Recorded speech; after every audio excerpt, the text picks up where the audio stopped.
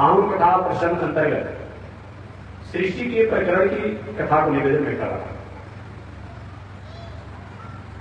श्री सौनक जी महाराज ने सूत जी से नैमिष सागर ने पूछा था, महाराज परमात्मा सृष्टि को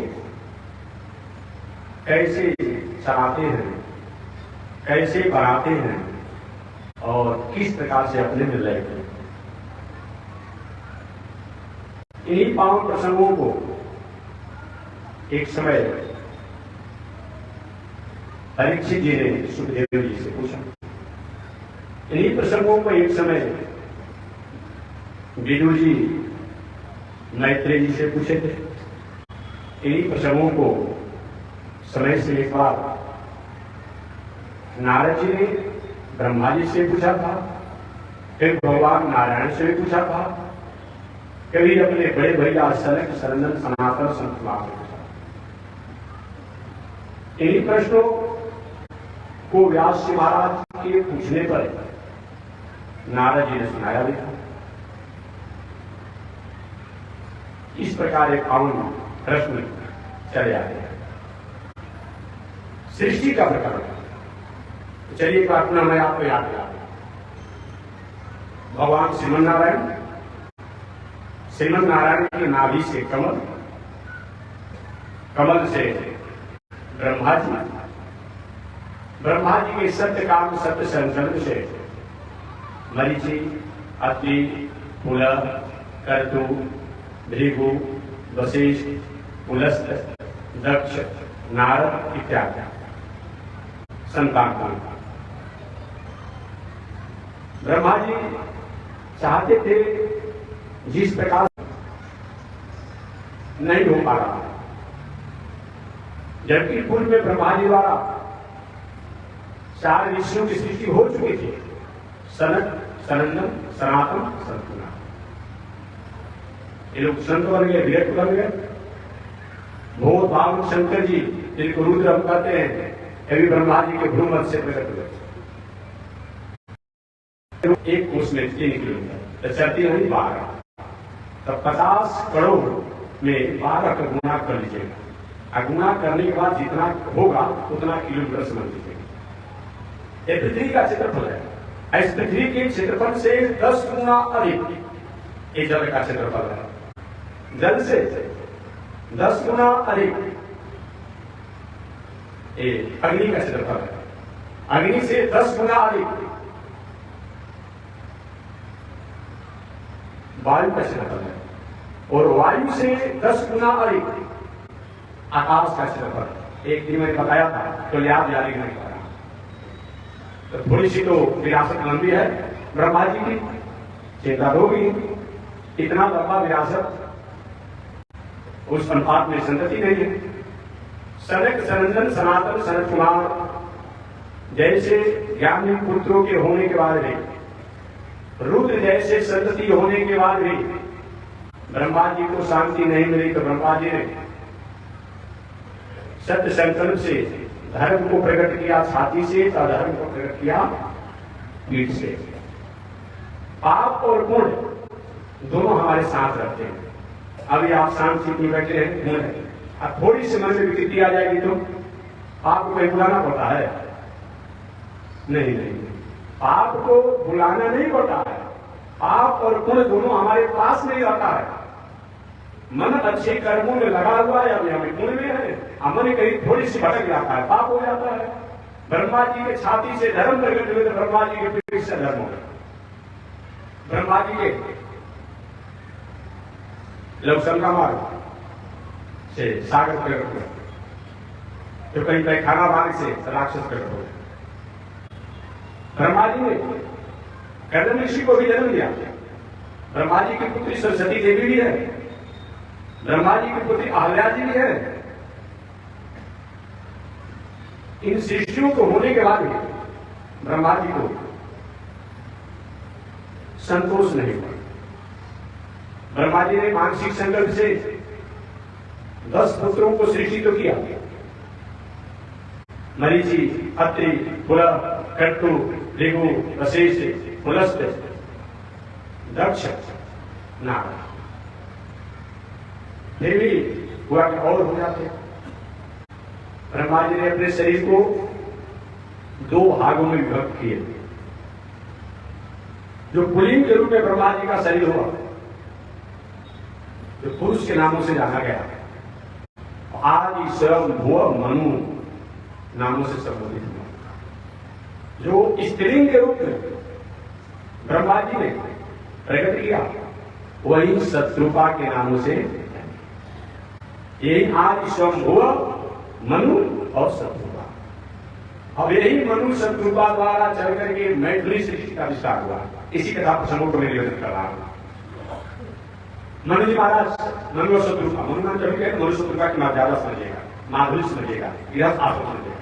मनु जी महाराज के 3 कन्याएं हुई, आकुति, देवहूति, सरस्वती। मनु जी की लाडली बड़ी बेटी आकुति जी का विवाह रुचि नाम के प्रजापति के साथ हुआ, जिनसे यज्ञ और दक्षिणा, लक्ष्मी और नारायण के अवतार के रूप में पुत्र हुए। समय पाकर के यज्ञ और दक्षिणा द्वारा तोष, प्रतोष, संतोष, मोद, आनंद इत्यादि संतति वंश परंपरा हुआ। मनु महाराज की दूसरी बेटी देवहूति, देवहूति का विवाह कर्दम ऋषि के साथ हुआ।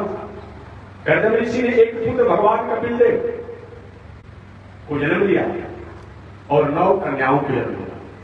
9 कन्याओं को जन्म दिया कर्दम ऋषि ने देवहूति के माध्यम से, जिनमें कला, अनसुईया, अरुंधति इत्यादि नाम है।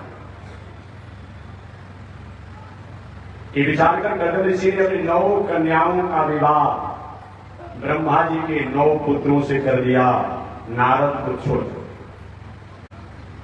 ब्रह्मा जी के 10 पुत्र थे, तो नारद जी थोड़ा बचपन से सत्संग, पूजा पाठ, तीर्थ व्रत घुमक्कड़ जीवन जीते थे। इसीलिए जिसमें कर्दम ऋषि अपनी लाडली बेटी का विवाह करने गए, इसके पास 9 ही बेटी भी थी। नारद जी पहले से उपस्थित थे। ब्रह्मा जी के 9 पुत्र वहां पर थे, तो 9 पुत्रों को जेव करते हुए अपने 9 पुत्रियों से विवाह किया। वही ब्रह्मा जी के मानस पुत्र जो 9 पुत्र है, मरीचि, अत्रि, पुलह, क्रतु, भृगु, वशिष्ठ, इसी वंश परंपरा में विस्तार से बता चुका हूं। इनके द्वारा पूरी दुनिया की सृष्टि पट गई, पूरी दुनिया की सृष्टि पट गई अपने आप में। समय पाकर भगवान कपिल देव ने विवाह नहीं किया, और विवाह जब नहीं किया, आगे चलकर भगवान कपिल देव द्वारा कोई वंश परंपरा है। मनु महाराज की तीसरी पुत्री, जिनका नाम था आकुति, देवहूति, प्रसूति, प्रसूति नाम था। प्रसूति का विवाह दक्ष के साथ हुआ था। समय पाकर के इन प्रसूति के माध्यम से 16 कन्याएं हुई थी। उन 16 कन्याओं में 13 कन्या को दक्ष ने धर्म के साथ विवाह कर दिया था। एक कन्या अग्नि देवता के साथ कर दिया था, एक कन्या पितर देवता जो होते उनके साथ कर दिया था, और एक कन्या सती जी जो बची थी, उनका विवाह भूत भाव शंकर जी के साथ कर दिया गया। इतनी कथा तो आप याद कर लिया। इस प्रकार मनु जी महाराज के 3 पुत्रियों के वंश परंपरा को मैंने संक्षिप्त बता दिया। मनु महाराज के 2 पुत्र थे, प्रियव्रत और उदाहरणपाद। प्रियव्रत जी बाल्यावस्था से सत्संगी थे, आध्यात्मिक जीवन जीने वाले थे। अतः कुमारा अवस्था में, जुआ अवस्था में, अविवाहिता अवस्था में घर द्वार छोड़ करके, राजपाट छोड़ करके, राजघराने की मर्यादा और साधनों से विरक्त होकर के जाकर जंगल में तपस्या करने लगे। मनु के बड़े पुत्र प्रियव्रत की अनुपस्थिति में मनु महाराज ने अपने दूसरे पुत्र उदाहरणपाद को अपने उत्तराधिकारी के रूप में नियुक्त किया, और उत्तराधिकारी को नियुक्त करके और अंत में उनको राजा भी बना दिए। प्राचीन परंपरा से पूरे विश्व की राजधानी हस्तिनापुर रहा करती थी। कभी किसी कालों में अयोध्या में राजधानी रहा करती थी। कभी किसी कालों में चक्रवर्ती सम्राट के रूप में मथुरा भी को राजधानी बनाया गया था, लेकिन प्रायः जो है विशेष करके हस्तिनापुर ही दिख रहा। मनुज महाराज के पुत्र जो उदानपाद है, हस्तिनापुर के राजा बनकर के राजकाज की व्यवस्था को संभालने वाले, समय पाकर के मनुष्य कृपा ने अपने जीवन को साधना करके अपना उदार किया। उदानपाद जी अपने वंश परंपरा की गरिमा को ख्याल करते हुए राजकाज की व्यवस्था को किए। समय से इसका विवाह सुनीति नाम की कन्या द्वारा हुआ, जो आदमी की पत्नी बन गई। समय से अपना जीवन जीने लगे। बहुत दिनों तक उदानपाद और सुनीति की मर्यादा से जब कोई संतति नहीं हुआ तो मन में उदासी रहा करती थी उदानपाद जी को, परंतु उसी अंतराल में उदानपाद और सुनीति की मर्यादा से सुनीति के घर में संतान भी होने का अधिकार प्राप्त हो गया था। यह सूचना, यह समाचार उदानपाद को पता नहीं। कभी गए होंगे राजकाज की व्यवस्था को देखने के लिए, अपने मंत्रियों के साथ अपने राज्य से दूसरे राज्य में चले गए। वहां के राजा की राजकुमारी के प्रति उनका स्नेह उत्पन्न हुआ। काश की वे पति बन जाती। राजा से उन्हें प्रस्ताव रखा। राजा ने अपनी बेटी सुरुचि का विवाह उदानपाद के साथ कर दिया, जो उदानपाद की दूसरी पत्नी के रूप में वह सुरुचि हो गई। ये भी लेकर के आ रहे थे पत्नी दूसरी को। अचानक सुरुचि ने देखा कि मर्यादा की अंतिम सीमा से जीवन जीने वाली एक नारी सोने की थाल में पूजा के उपकरणों को लेकर के, पूजा की वस्तुओं को लेकर के आगे बढ़ते हुए आ रहे हैं। सुरुचि ने पूछ लिया, ये कौन नारी है, कौन स्त्री है? उदानपाद ने सहजता में कह दिया, ये तुम्हारी बड़ी धर्म है, अर्थात ये मेरी धर्म पत्नी है। सुरुचि ने कहा, ये नहीं हो सकती, या तुम रहेगी या तुम्हें रहूंगा, या तो वो रहेगी या तुम्हें रहूंगा, ऐसा नहीं चलेगा। राजा दूसरी पत्नी की भावना में भावुक होकर के बह गए और मर्यादा की सीमा से जीवन जीने वाले, मर्यादा की गरिमा से जीवन जीने वाले जो पत्नी सुनीति थी, उनको त्याग दिया, राजभवन से निकाल दिया। कहीं दास दासियों का रहने का जगह था वहां। सुनीति समय से रहने लगी राजा के साथ। समय पाकर के सुनीति से एक पुत्र हुए जो ध्रुव जी के नामों से जाने गए तथा कल विश्वास ने बताया था। ध्रुव जी भी माता का संस्कार होता ही है। माताएं चाहे निश्चित रूप से अपने संतति को संस्कारवान बना सकती है। समय पाकर के उदानपाद की दूसरी रानी सुरुचि से भी एक बालक हुए जिनका नाम था उत्तम। दोनों वो राज घराने की मर्यादा में पलित पोषित होने लगे। और ध्रुव जी महाराज राजकुमार होने के बाद में, राजपुत्र होने के बाद में विवस्त्रावश उदानपाद ने धर्मपत्नी होने के बाद भी, राजरानी होने के बाद भी उसको त्याग दिया तो किसी तरह से अपने पुत्र को लालन पालन कर। एक दिन ध्रुव जी महाराज छोटे बालक स्वभाव होने के कारण जाकर पिताजी के गोद में बैठ गए। सुरुचि ने अपमान किया, है बालक तुम्हारी हिम्मत कैसे हुई इस गोद में बैठने के लिए? बहुत से लोग तरसते रहते हैं। ध्रुव जी कुछ कर दिए होंगे, क्या मैं राजकुमार नहीं हूं? क्या मेरे पिता नहीं है? सुरुचि ने कह दिया कि तुम राजकुमार हो सकते हो, तुम्हारे पिता हो सकते हैं, लेकिन मैं तुम्हारी माता नहीं। अगर तुमको राज सिंहासन पर गोद में बैठना आ राजा के तो मेरे गर्भ में आना पड़ेगा, जन्म लेना पड़ेगा, तब तुम सिंहासन पर। और कुछ कटु वचनों का प्रयोग किया होगा अपनी माता द्वारा। वही ध्रुव जी महाराज अपनी माता के पास अपनी माता सौतेली माता की सभी वेदनाओं को निवेदन किए। सुनीति ने कहा, बेटा अगर तुम्हारी सौतेली माता ने कुछ कह ही दिया, इतने छोटे बालक को क्या इस पर अपने आप में तुम्हें अपमान और सम्मान की बात मानना चाहिए? माता है, माता के प्रति आदर की भावना रखो। और तपस्या साधना करने की बात है। एक तो बड़े बड़े साधक लोग, संत लोग, महात्मा लोग, योगी लोग जो साधना बताते हैं, वो हमारे तुम्हारी भी माता ने कटु वचनों को बोलते समय कौन आश्चर्य की बात है? ये तो करना ही चाहिए, तो अच्छा ही तुमको बताया उन्होंने। ध्रुव जी महाराज गए नारद जी की कृपा से ओम नमो भगवते वासुदेवाय इस मंत्र का जप किए 6 महीने। भगवान प्रसन्न होकर के वरदान दिए, बेटा तुम्हारी भावना मंगल हो, तुम्हारी भावना का मंगल हो, और जाओ अपने राज की तरफ लौट जाओ। पहले ध्रुव जी तो लौटना नहीं चाहते थे। भगवान ने देखो पहले मेरे बिना दर्शन के तुम राज की कामना करते थे, इसलिए बाधा पहुंचा। अब मुझको जोड़ करके राज की भावना करोगे, तुम्हारा मंगल होगा, जाओ। वही ध्रुव जी महाराज लौट करके आए। उतानपाद भी थोड़ा दुखी रहा करते कि मेरा पुत्र छोटा सा कहां चला गया होगा। नारद द्वारा जब प्राप्त हुआ कि गए नहीं है, वो साधना में है, महाराज आप धैर्य को धारण कीजिए। वही ध्रुव जी आए। उतानपाद ने कहा बस अब मेरे जीवन का सर्वस्व जो नैतिकता होती है, मौलिकता होती है, वो अब यही पर पिंड हो जाता है, समाप्त हो जाता है। पिता को चाहिए कि पुत्र जो हो जाए तो समय से उसको उचित अधिकार दे ही देना चाहिए। वही उतानपाद ध्रुव जी महाराज को उत्तराधिकारी जोराज बना दिए, और सुरुचि का पुत्र जो था जिसका नाम था उत्तम, वह भी अपने आप में राजकुमारी था, वो भी अपने आप में सहयोगी था। समय से जरूर बढ़ने लगे ध्रुव जी महाराज और उत्तम। एक ही उतानपाद ने मन में विचार किया, इस जीवन का कोई भरोसा नहीं है।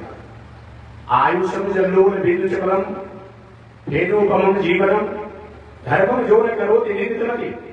हमारी आपकी आयु है चंचल बुलबुले के समान है, भेद के समान जीवन है। जब मौका मिले, जब स्वस्थ हो, अच्छे कर्मों को कर लेना चाहिए।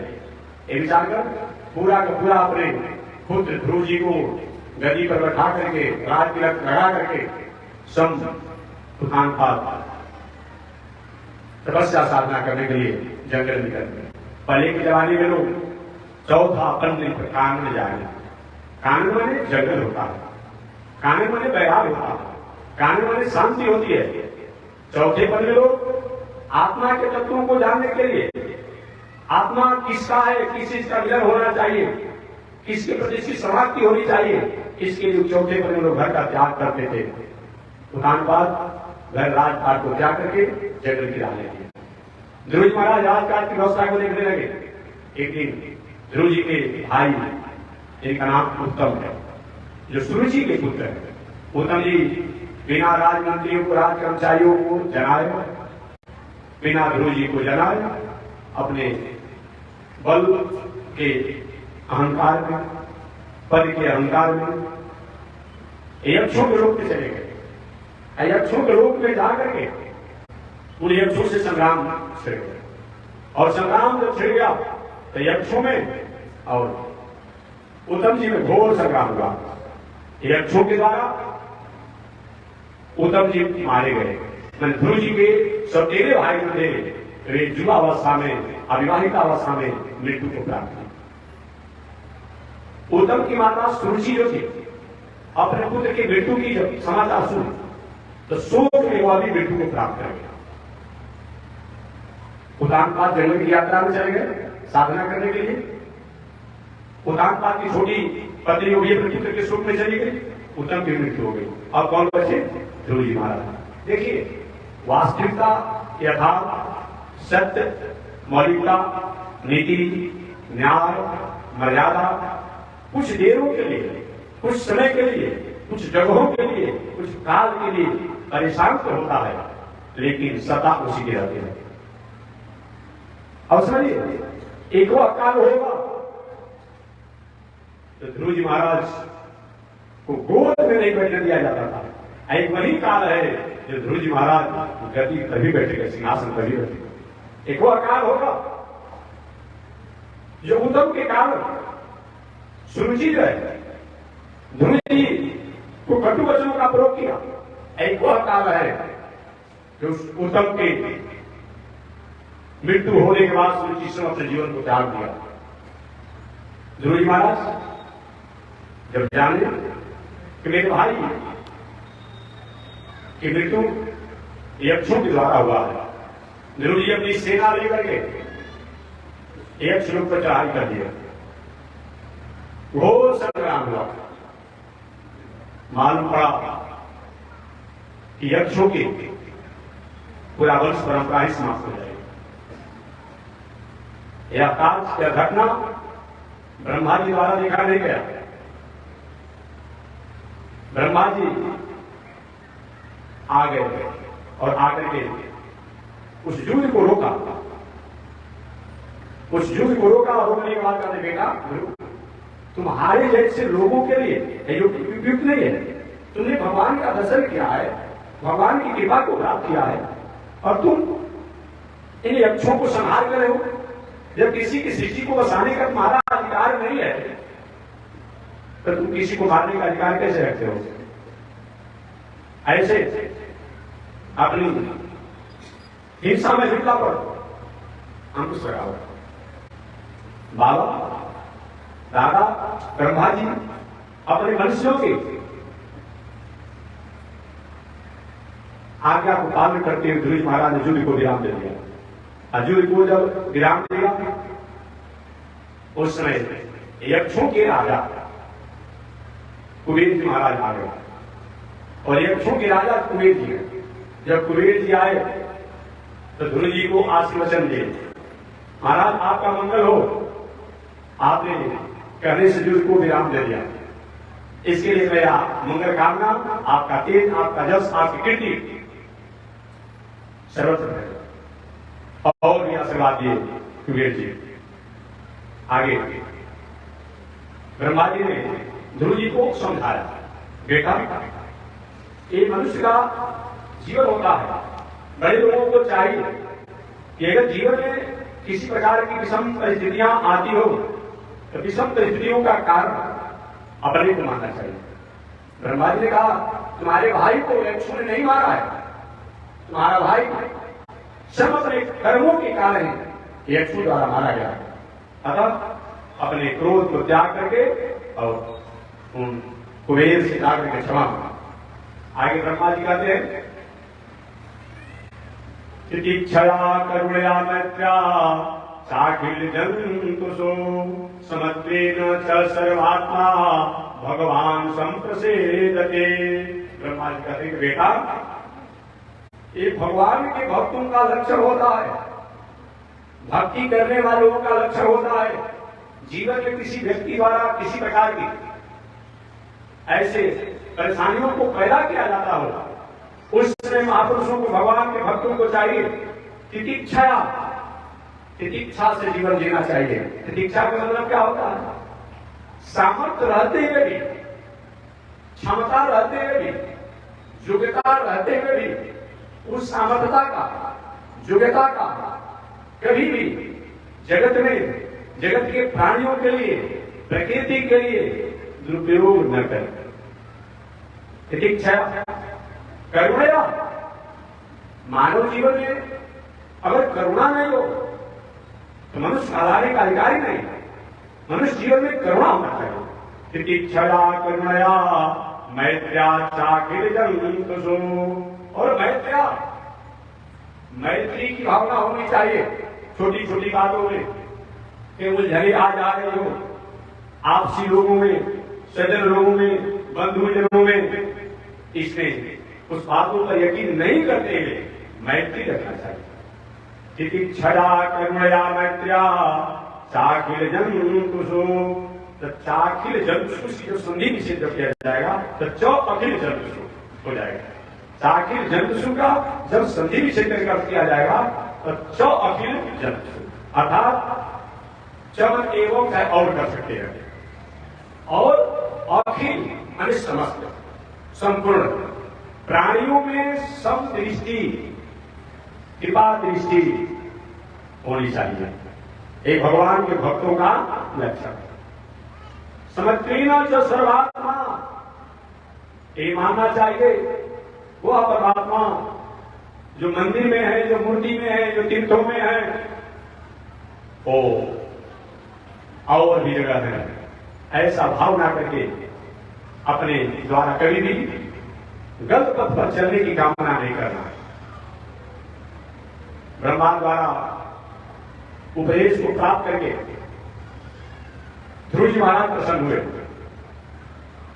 आगे ब्रह्मा जी ने कहा जो ऐसा नहीं मानता वो भगवान के भक्त होने के बाद भी भगवान उस पर प्रसन्न नहीं होते हैं।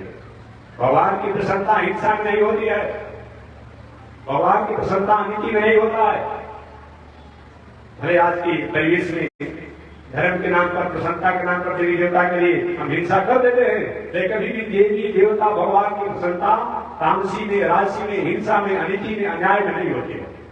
इस धर्म में, जिस दर्शन में हिंसा की बात आती हो, तामसी यजन की बात आती हो, तामसी पूजन की बात आती हो, वो अपने लिए भले करते हुए भगवान की प्रसन्नता नहीं होती है, देवता की प्रसन्नता नहीं होती है। कहते हैं सर्वत्वेन सर्वात्मा भगवान संप्रसिद्ध जी, भगवान की प्रसन्नता तो सब में, परमात्मा में, सभी प्राणियों में दया की भावना जब होती है, मैत्री की भावना जब होती है, सरलता की भावना जो होती है, करुणा की भावना जो होती है, प्रतीक्षा की भावना जो होती है, उसी से भगवान की प्रसन्नता होती है। मनुष्य को कृतज्ञ नहीं होना चाहिए, कृतज्ञ होना चाहिए। हम मनुष्य को कृतज्ञ नहीं होना चाहिए, कृतज्ञ होना चाहिए। किए हुए उपकारों को कभी भूलना नहीं चाहिए। इस तरह विचार करते हुए आगे ब्रह्मा जी ने कहा, बेटा मृत्यु का कारण दैव होते हैं, मृत्यु का कारण कोई नहीं होता है, दैव होते हैं। किसी पर दोष आरोप लगाना ये अच्छी बात नहीं है। तुम्हारे भाई उत्तम को उन यक्षों ने नहीं मारा है, वे अपने ही कारणों से, अपने ही कर्मों से मारे गए हैं। अतः आप अपने को संतोष प्राप्त करो, आनंद को प्राप्त करो, शांति को प्राप्त करो। भगवान की प्रसन्नता प्राणियों के पालन पोषण और नीति न्याय से रहने से भगवान की प्रसन्नता होती है, और यही परमात्मा का धर्म है। परमात्मा का धर्म यही है। हालांकि आज थोड़े से कुछ विचारकों द्वारा कभी कभी अपने स्वरूप संदेश को जानने के बाद भी भटकाव में चले जाते हैं।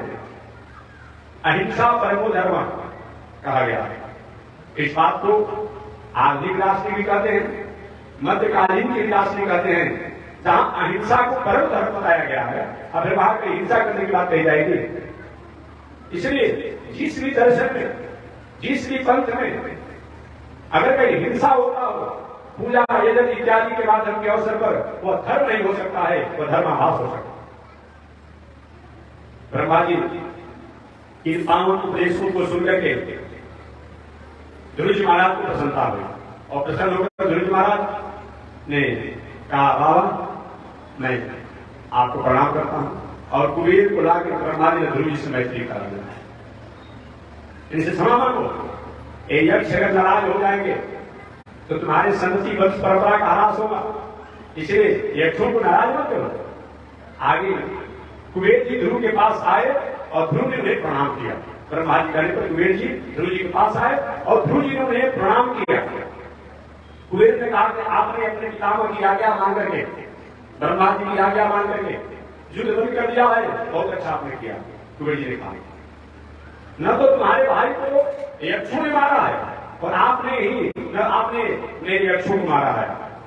ये तो अपने काल के कारण माध्यम पर कैसे मारे गए हैं। मैं आपको बल देता हूं। कुबेर जी ने कहा, आपकी जो इच्छा है वो हमसे वर मांगिए। कुबेर जी ने कहा, आपको जो इच्छा है वो हमसे वर मांगिए, क्योंकि आप पितामह ब्रह्मा करने से युद्ध को विराम दे दिया, अपने स्वरूप को पहचान गए। ध्रुव भगवान के चरणों में हमारा जब आप वरदान देना चाहते हैं, हमें आशीर्वाद दीजिए कि भगवान के चरणों में मेरी भक्ति बढ़ जाए। कुबेर ने तथा अस्तु कहकर के, तथा ऐसा ही होगा, वैसा ही होगा कहकर के, और वहां से चल दिया। इस प्रकार ध्रुव जी महाराज राजकाज की व्यवस्था को करने लगे। समय पाकर के ध्रुव जी महाराज ने अपने राज में आकर के अनेक यज्ञों को किए। यज्ञ हमारे जीवन की धरोहर है, यज्ञ हमारे जीवन का वह एक एनर्जी है, वह एक शक्ति है, यह एक उपकरण है, वह एक जीवन जीने की कला है, वह एक मानवीय जीवन का संरचना का आधार है, जिसको करके हम अपनी आत्मा को, अपने शरीर को, अपने स्वरूप को, अपनी संस्कृति को सुरक्षित, संवर्धित और उज्जवल करते हैं। इसलिए जीवन में यज्ञ होना ही चाहिए। ध्रुव जी महाराज ने अनेक यज्ञों को किया, और अनेक यज्ञों को करते हुए समय पाकर उन्होंने शिशुमार नाम के प्रजापति जो थे, उन शिशुमार नाम के प्रजापति की पुत्री जिसका नाम था भ्रमी, उन भ्रमी से ध्रुव जी महाराज ने विवाह किया। और विवाह करके ध्रुव जी के दो पुत्र हुए, एक कल्प और दूसरे का नाम पड़ा वत्सर। कल्प और वत्सर के नामों से जाने गए। ध्रुव जी महाराज का दूसरा भी विवाह हुआ। उनकी दूसरी पत्नी का नाम पड़ा ईरा, जो वायु की पुत्री थी। ईरा से भी ध्रुव जी महाराज ने, यानी ध्रुव जी अपनी दूसरी पत्नी से भी एक पुत्र को जन्म दिया, जिसका नाम पड़ा उत्कल। वही उत्कल के नाम पर बाद में चल करके एक उत्कल देश बसा, जो आज की भाषा में से उड़ीसा के नामों से जाना जाता है। आज उड़ीसा को उत्कल कहा जाता है। उत्कल बंग, उत्कल बंग होता है उड़ीसा, बंग हमारे बंगाल। देखिए अभी वर्तमान समय में आपका क्षेत्रफल की दायरा सीमा कम कर दिया गया है, लेकिन आज से 100 वर्ष पहले पुराने लोग एक कागज पत्र उनके पास होगा, देखेंगे समझेंगे। बिहार, झारखंड, उड़ीसा, बंगाल, आसाम, ये सभी प्रदेशों को मिलाकर के एक प्रदेश हुआ करता। तो समझ लीजिएगा, आज से 100-150 वर्ष पहले के कागज महापुरुष पुराने लोग होगा कागज पत्र देखेंगे। परीक्षाओं में उत्कल बंग परीक्षा लिखा जाता था, जिसे होता है झारखंड परीक्षा समिति, बिहार परीक्षा समिति, उसमें उत्कल बंग परीक्षा लिखा जाता था। मैं आपको समझिए, ये सब मिला करके एक था जी। बहुत समय तक लोग कलकत्ता जाते थे, हाई कोर्ट में अपने आप में बहुत समय तक जाते थे कलकत्ता, हाई कोर्ट लड़ने के लिए। पटना और रांची में ही कलकत्ता जाते थे लोग। निवेदन करना चाह रहा था कि ध्रुव जी महाराज की दूसरी पत्नी के जो पुत्र हुए, उनका नाम था उत्कल। उन्हीं उत्कल के नाम पर उत्कल प्रदेश बना, उत्कल देश बना, जो आज उड़ीसा के नाम से जाना जाता है। समय पा करके ध्रुव जी महाराज राजकाज की मर्यादा तो करते रहे, परंतु संस्कार प्रथा है। भगवान ने वचन भी दिया था राजा मौसा में, यह विचार कर ध्रुव जी महाराज कि अब धीरे धीरे राजपाट को त्याग करना चाहिए। ऐसे ध्रुव जी अपने राज को त्यागने की भावना से भावुक होकर के अपने पुत्र वत्सर को राजा बना करके, राजगद्दी पर बैठा करके और राजपाट दे करके और सब तप करते हुए समाधि में अपने आप में विलीन हो गए, समाधि का स्थित हो गए। जिसमें ध्रुव जी महाराज समाधि में स्थित हुए, तो ध्रुव जी महाराज इस समाधि की अंतिम स्थिति में मैंने एक दिन बताया था कि समाधि 2 प्रकार की होती है। एक तो समाधि में अपने प्राण वायु को हम वापस लौटाते हैं, अपने प्राण वायु को तालु के हमें जाकर के जब तक इच्छा होती ध्यान चिंतन कार्य किया जाता है। और दूसरी समाधि में प्राण वायु को ब्रह्मानंद जिसको तालु करते हैं, ये रोके रखना, और एक तालु से फट जाता है, एक प्राण निकल जाता है और व्यक्ति हमेशा हमेशा के लिए अपना जाकर रहता है। ध्रुव महाराज जब जीवन में रहने का, संसार में रहने का कोई मतलब नहीं होता है। ऐसे जो साधना समाधि द्वारा अपने जीवन को उद्धार कर दिया, ये भी इस पंचभौतिक शरीर को त्याग करके उनकी दिव्य आत्मा जीव स्वरूप में स्थापित होकर के जाने लगी। विमान आया। विमान का मतलब क्या होता है? हमारे कर्मों के फिक्स डिपोजिट के अनुसार हमारे जीवन का उपहार। विमान आया भगवान का आश्रयों के साथ। ध्रुव जी महाराज से प्रार्थना की उनकी आत्मा जीवात्मा से, प्रभु आप इस विमान में बैठिए। उन्होंने पूछा आप लोग का परिचय? हमारा परिचय नहीं, आपने साधना किया है, भगवान के भक्त है, भगवान के कहा भी था कि आप 36,000 वर्षों तक राज करेंगे, पुनः मेरे लोक के बगल में आप आ जाएंगे। ध्रुव जी विमान में बैठ गए। अभी विमान कुछ आगे ही बढ़ा था, अचानक ध्रुव जी महाराज लगे ये तो अन्याय हो गया, विमान को रोकिए। विमान में जो कर्मचारी थे विमान को रोक दिए। महाराज के विमान को आप रुकवाया, क्यों रुकवाया? ध्रुव जी महाराज के जिस माता जी की कृपा से मैं आज विमान से जा रहा हूं, और माता तो मेरी छुट्टी कर दी, राज में रह गई। इस माता के कारण आज मैं इतनी ऊंचाई पर पहुंचा। वो मैंने साधना करने के लिए हमको जन्म नहीं दिया होता, हमें संस्कार नहीं दिया होता, हमें नैतिकता का अपने आप संदेश नहीं दिया होता, आज कैसे होता? विमान के कर्मचारी ने कहा महाराज आपकी माता आपके विमान में नहीं, जैसा ऐश्वर्यपूर्ण आपका है उसी प्रकार ऐश्वर्यपूर्ण आपकी माता जी का है। आपके माता जी के लिए अलग से विमान ही चल रहा है, देखिए विमान पर माता जा रहे हैं। इस तरीका से एक विमान पर ध्रुव जी और एक विमान पर उनकी माता सुनीति जी अपने आप जा रहे हैं। अब उसी समय अचानक विमान की यात्रा के प्रारंभ में ही मृत्यु देवी आ गई। मृत्यु देवी तो किसी को छोटी नहीं है, चाहे राजा हो, रंग हो, जो भी हो, इस संसार में आया है तो मृत्यु देवी से तो कहीं उनको अगर होना नहीं पड़ेगा। मृत्यु देवी आ गई, भयभीत की कैसे मैं बोलूं, कैसे स्वीकार करूं? जैसे कोई बहुत बड़ा आदमी आके किसी प्रकार का कोई जुल्म का उसका कोई आरोप होगा तो छोटे मोटे पुलिस कर्मचारी हाथ नहीं लगाते हैं, हाथ कड़ी नहीं बना देंगे, याद रखिएगा, नहीं बना पाते हैं। अब बड़ा अधिकारी होता है, सर इस गाड़ी पर बैठ जाइए, ऐसे थोड़ा सा ये करना पड़ता है। वही हाल मृत्यु देवी कर रही थी, जब राज भी आ गए इस मृत्यु देवी को स्वीकार किया जाएगा। ध्रुव महाराज की मृत्यु देवी कौन है? महाराज इस दुनिया में जो भी जन्म लेता है इन मृत्यु देवी से इनका संपर्क होता ही है, बिना इनको पार किए कोई आगे नहीं जाता है। अच्छा तो ध्रुव महाराज को मरना पड़ेगा क्या? हाँ महाराज मरना तो पड़ता है। ध्रुव महाराज ने ठीक है तब ये नियम है तो क्या किया जाएगा? जैसे कभी होता है लाइन तक आए तुरंत लाइन का कनेक्शन जनरेटर में बदल दिया जाता है, कितना देर लगता है? कितना लगता है? आपने देखा होगा यहाँ का पावर वहां का पावर वहां कर दिया जाता है सेकंड में। ध्रुव जी महाराज ने क्या किया? मृत्यु देवी के सिर पर अपने पैरों को रख करके अभिमान कर दिया। हम और आप यही है, अगर हम नैतिकता से, सदाचार से, संस्कार से रहते हैं तो मृत्यु देवी आएगी, लेकिन मृत्यु देवी आकर के हथकड़ी नहीं पहनाएगी, घसीट करके नहीं ले जाएगी, हाथ जोड़ को प्रार्थना करेगी और उसके सिर पर अपने पैरों को रख करके और ध्रुव जी महाराज विमान किया जा रहे हैं और जाकर के पूरा कहानी पूरा खा जाए। वही ध्रुव भगवान ने कहा कि मेरे बगल में इनका एक लोक बसा दिया जाए, वही भगवान विष्णु के लोक के बगल में एक ध्रुव लोक बसा दिया, ध्रुव लोक बसा दिया गया। वही ध्रुव लोक में आज भी ध्रुव जी महाराज दिखाई पड़ते रहते हैं, ध्रुव तारा के, वही ध्रुव तारा के रूप में दिखाई पड़ते रहते हैं। ऐसे ध्रुव जी महाराज मनु जी महाराज के वर्ष करता है।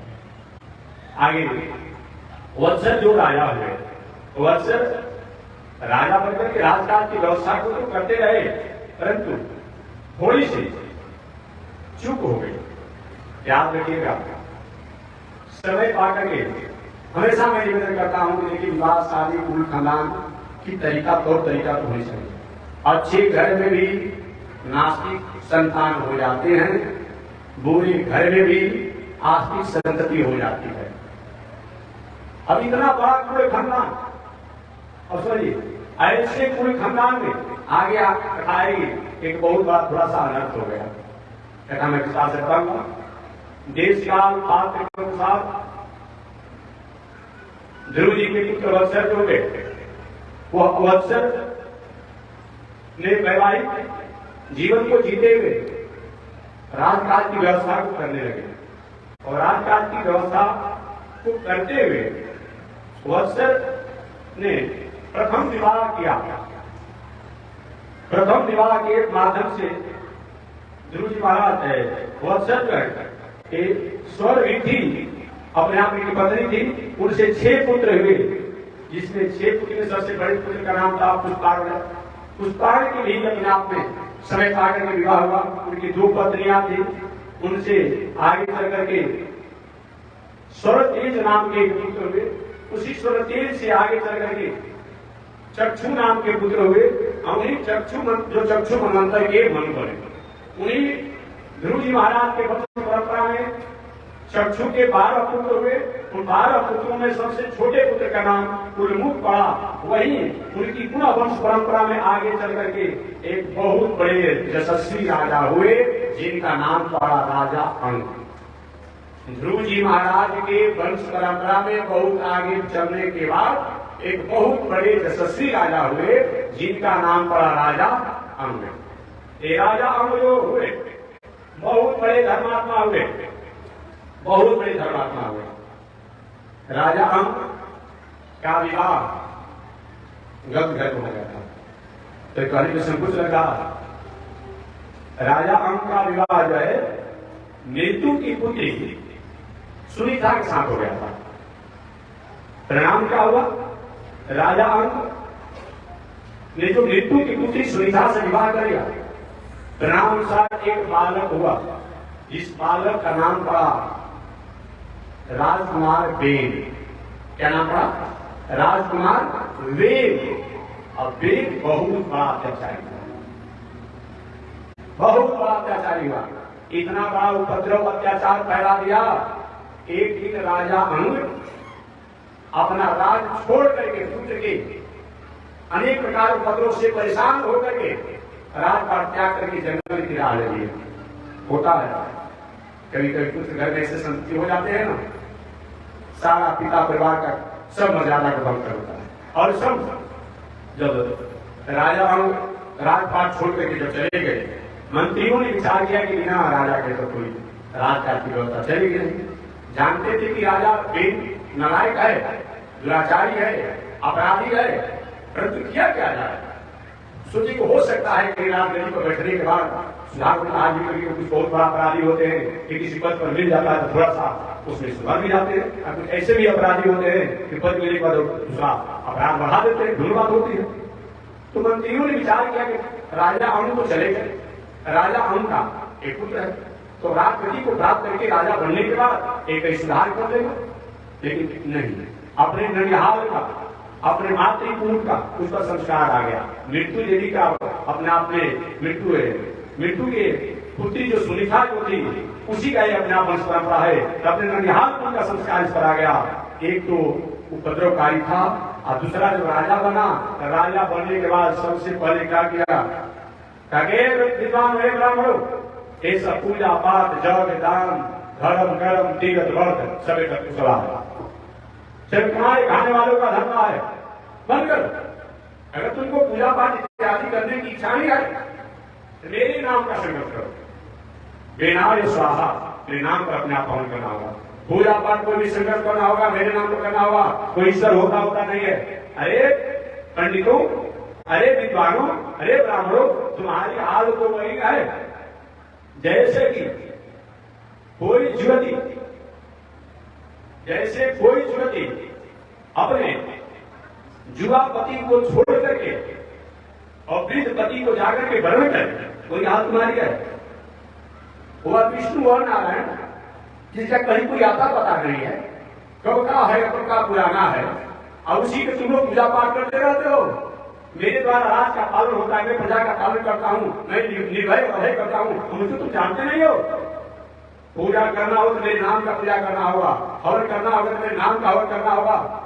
पहले तो मंत्रियों ने कर्मचारियों से महाराज ऐसा आपके द्वारा नहीं होना चाहिए, आपका कुल खानदान इतना बड़ा था, नहीं माना।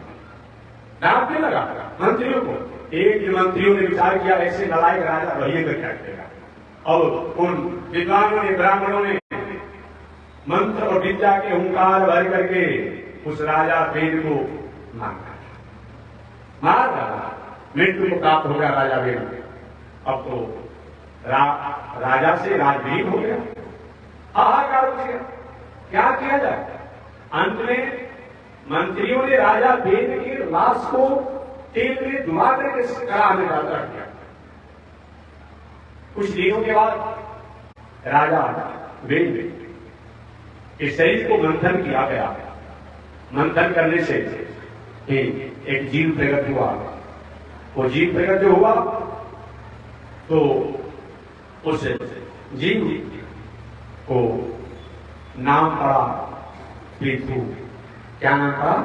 पृथु। मंथन करने से राजा वेद के शरीर को मंथन करने से एक जो बालक हुआ, उन्हीं का नाम पड़ा पृथु। बोलिए पृथु जी महाराज के। और एक बालिका भी प्रकट हुई जिसका नाम पड़ा अर्ची। पृथु साक्षात विष्णु के अवतार थे, अर्ची साक्षात लक्ष्मी के अंश अवतार थे। मंत्रियों ने संकल्प करके वैसा किया था कि भगवान के स्वरूप से पालन करने वाले तो विष्णु है, कृपा करने वाले तो लक्ष्मी है। ऐसे राजा राजकुमार पृथु और एक लक्ष्मी स्वरूपा अर्ची हुई।